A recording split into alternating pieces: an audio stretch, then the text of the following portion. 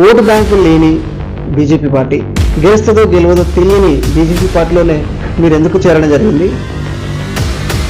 మీకు ఎటువంటి సంబంధం లేని వార్డు, మీ భారతదేశంలో పుట్టిన ప్రతి ఒక్కరికి ఫ్రీగానే వ్యాక్సినేషన్ ఇచ్చాము.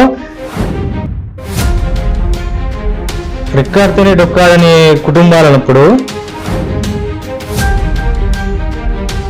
రిజర్వేషన్ ప్రకారం ఎవరు ఎక్కడైనా పోటీ చేయొచ్చు. మీరన్నట్టే ఓటు బ్యాంక్ లేదంటున్నారు కదా, ఓటు బ్యాంక్ కోసం ఎప్పుడు భారతీయ జనతా పార్టీ ఆలోచించలేదు. ఇంకెంతకాలం దళితుని రాజకీయంగా ఎదుగనీయకుండా చూస్తారు. సో మేము ఇందులోకి వచ్చింది ఆదేశంతో కాదు, మేము ఆలోచనతోనే వచ్చాము. మళ్ళీ చెప్తున్నాను, నేను ఇందులోకి వచ్చింది ఆదేశంతో కాదు, ఆలోచనతోనే వచ్చాము. హాయ్ హలో నమస్తే. Anil A to Z YouTube channel ద్వారా ఆధ్యాత్మిక, సామాజిక, రాజకీయ, ఆరోగ్య తదితర అంశాన్ని వినూత్న కోణంలో చూపించే ప్రయత్నం జరుగుతుంది. అందులో భాగంగా ఈ రోజు నర్సంపేట 23వ వార్డుకు రావడం జరిగింది. నర్సంపేట 23వ వార్డులో బీజేపీ నుంచి పోటీ చేస్తున్న వ్యక్తులు వారి వివరాలను తెలుసుకునే ప్రయత్నం చేద్దాం.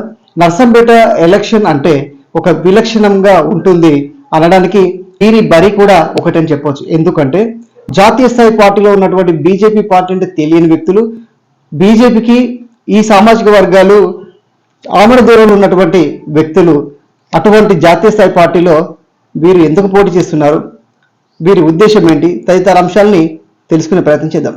అమ్మ, మీరు బీజేపీ తరఫున పోటీ చేస్తున్నారు.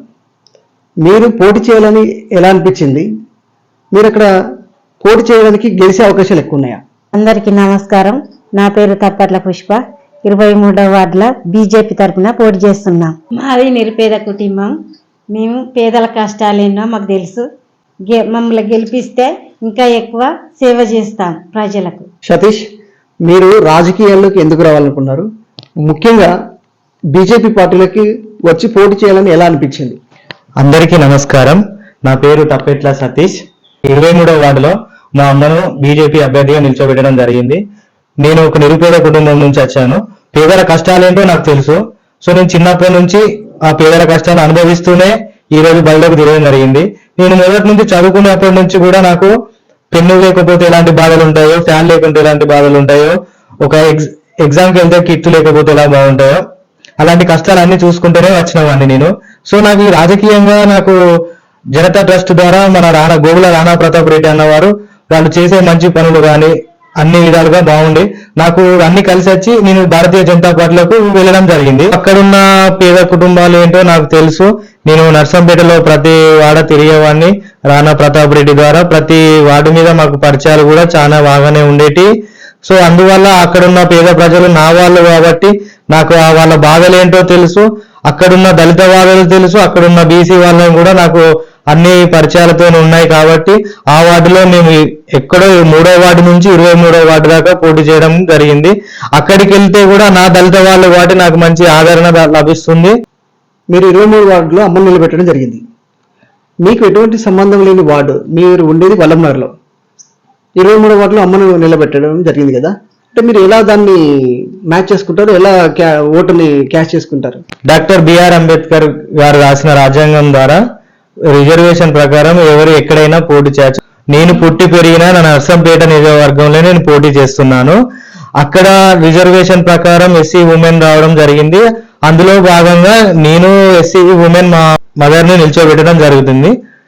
సో అక్కడ ఉన్న పరిచయాలు, నేను అక్కడనే పెరిగాను కాబట్టి అందుకోసమే అక్కడ నేను పోటీ చేయడం జరుగుతుంది. అధికారంలో కాంగ్రెస్ పార్టీ ఉంది, బలంగా ఓటు బ్యాంకు కలిగిన బీఆర్ఎస్ పార్టీ ఉంది. సరే, బీజేపీ కూడా కొంత ప్రభావం చూపుతుంది. అయితే ఎక్కువగా ఓటు బ్యాంకు ఉన్న బీఆర్ఎస్ కానీ, అధికారం ఉన్న కాంగ్రెస్ పార్టీ కానీ వీటి వైపు చూడకుండా ఓటు బ్యాంకు లేని బీజేపీ పార్టీ గెలుస్తుందో గెలవదో తెలియని బీజేపీ పార్టీలోనే మీరు ఎందుకు చేరడం జరిగింది? ఇందులో నుంచి పోటీ చేయాలని ఎలా అనిపించింది? మీరు అనుకున్నట్టు ఈ ఓటు బ్యాంకు లేని పార్టీలని మీరు అంటున్నారు కదా, కానీ ఇక్కడ తెలంగాణ రాష్ట్రంలో నిరుపేద కుటుంబాలు ఎక్కువ ఉంటారు. సో ఈ నిరుపేద కుటుంబాలందరికీ రేషన్ కార్డు బియ్యం పంపించేది మొత్తం కేంద్ర ప్రభుత్వం, అంటే మా భారతీయ జనతా పార్టీ. అంతేకాకుండా నర్సంపేట మున్సిపాలిటీ నిధులు కానీ ఈ స్వచ్ఛ భారత్ ద్వారా ఇంతకంటే 2019 నుంచి 2021 సంవత్సరంలో కరోనా టైంలో ప్రతి పేదవానికి ₹1 కూడా తీసుకోకుండా ఫ్రీగా వ్యాక్సిన్ ఇచ్చిన పార్టీ ఏదంటే అది మా భారతీయ జనతా పార్టీ. కరోనా టైంలో వ్యాక్సినేషన్ ఒక మా భారతీయ జనతా పార్టీ వాళ్ళకే ఇవ్వలేదు, బీఆర్ఎస్ పార్టీ వాళ్ళకే ఇవ్వలేదు, కాంగ్రెస్ వాళ్ళకే. ప్రతి ఒక్క పేద కుటుంబానికి మొదలు పెడితే ప్రతి ఒక్కరికి, భారతదేశంలో పుట్టిన ప్రతి ఒక్కరికి ఫ్రీగానే వ్యాక్సినేషన్ ఇచ్చాము. మీరు అన్నట్టే ఓటు బ్యాంక్ లేదంటున్నావు కదా, ఓటు బ్యాంక్ కోసం ఎప్పుడు భారతీయ జనతా పార్టీ ఆలోచించలేదు. ప్రతి పేదవానికి సేవలు అందించుకుంటూ సో మేము ఇందులోకి వచ్చింది ఆవేశంతో కాదు, మేము ఆలోచనతోనే వచ్చాము. మళ్ళీ చెప్తున్నాను, నేను ఇందులోకి వచ్చింది ఆవేశంతో కాదు, ఆలోచనతోనే వచ్చాము. రికార్డుతోనే డొక్కాడని కుటుంబాలు అన్నప్పుడు కరోనా టైంలో వారికి 10 రూపాయలు పెట్టి కూడా బయటికి వెళ్ళి సంపాదించని సందర్భంలో వీళ్ళు ఎట్లా దీన్ని బతకాలి, ఎట్లా ఉండి ఆలోచించాలనే ఆలోచనతోని భారతీయ జనతా పార్టీ ఏం చేసింది, ప్రతి ఒక్కరికి రేషన్ బియ్యం ఇవ్వడం జరిగింది. ఇంత క్షుణ్ణంగా పేదల కోసం ఆలోచించే పార్టీ ఏదైనా ఉంటే అది బీజేపీ పార్టీ. అందుకోసమే మేము బీజేపీ పార్టీలో చేయడం జరిగింది. దానికి తోడు నర్సంపేట నియోజకవర్గంలో జనతా ట్రస్ట్ ఏర్పరిచారు. దానికి మా డాక్టర్ గోవుల రాణా ప్రతాప్ రెడ్డి ద్వారా మేము ఈ పార్టీలోకి చేరడం జరిగింది. సతీష్, మనం ఇంతకుముందు అనుకున్నట్టుగా మీరు పోటీ చేస్తున్న 23వ వార్డులో అత్యధిక ఓట్లు ఎస్సీ సామాజిక వర్గం ఉన్నాయి, బీసీ వాళ్ళతో కలుపుకొని ఉన్నాయి. అక్కడ మీరు బీజేపీ పార్టీ వైపు ప్రభావం చూపదేమో అనుకుంటున్నాం. ఎందుకంటే ఇది క్రైస్తవులకు వ్యతిరేకమైన పార్టీ, ముస్లింలకు వ్యతిరేకమైన పార్టీ అనే ఒక ముద్ర పడ్డది. మీరు అనుకున్నట్టు ఇదే పార్టీలో హిందువులు లేరా? నాకేందుకు ఇచ్చారు? నేను ఒక క్రిస్టియన్, ఆయన కూడా నాకు ఇచ్చారు. ఇట్లా ఇట్లా ఇట్లా చెప్పి ఇంకెంతకాలం దళితుని రాజకీయంగా ఎదుగనీయకుండా చూస్తారు? ఈ పార్టీలో అందరినీ సమానంగా చూసే పార్టీ ఏదైనా ఉంటే అది ఒక బీజేపీ పార్టీ. మీరు ఇందులో ఎదుగనీయకుండా దళితులకు రాజకీయంగా దూరంగా ఉండాలనే మా ఆలోచనతోని ఈ పార్టీలో హిందువులు ఉంటేనే బాగుంటారు, క్రిస్టియన్లు, ముస్లిము అని మతం చూసే పార్టీ కాదన్న. అట్లా సమానంగా చూసింది కాబట్టి ఒక క్రిస్టియన్ అయినా నాకు టికెట్ ఇచ్చి ఈ రోజున 23వ వార్డులో మా అమ్మని నిల్చోబెట్టుకోగలిగాం. 23 వార్డులో నా ప్రజలు క్రిస్టియన్ ఫ్యామిలీ అయిన మమ్మల్ని కులాలకు మతాలకు అతీతంగా అత్యధిక మెజార్టీతో మమ్మల్ని గెలిపించబోతున్నారు. సతీష్, రేపు అక్కడ అమ్మ గెలిచిన తర్వాత తక్షణమే మీరు చేసే పనులు ఏంటి? నర్సంపేటలో ఎక్కలేని సమస్యలన్నీ నా 23 వార్డులోనే ఉన్నాయి. అక్కడ రోడ్లు వేసిళ్ళు, కానీ రోడ్లు నాణ్యత ఉన్నదా? లైట్లు వేసిళ్ళు, ఆ లైట్లు ఎప్పుడు వెళ్తాయో తెలియదు.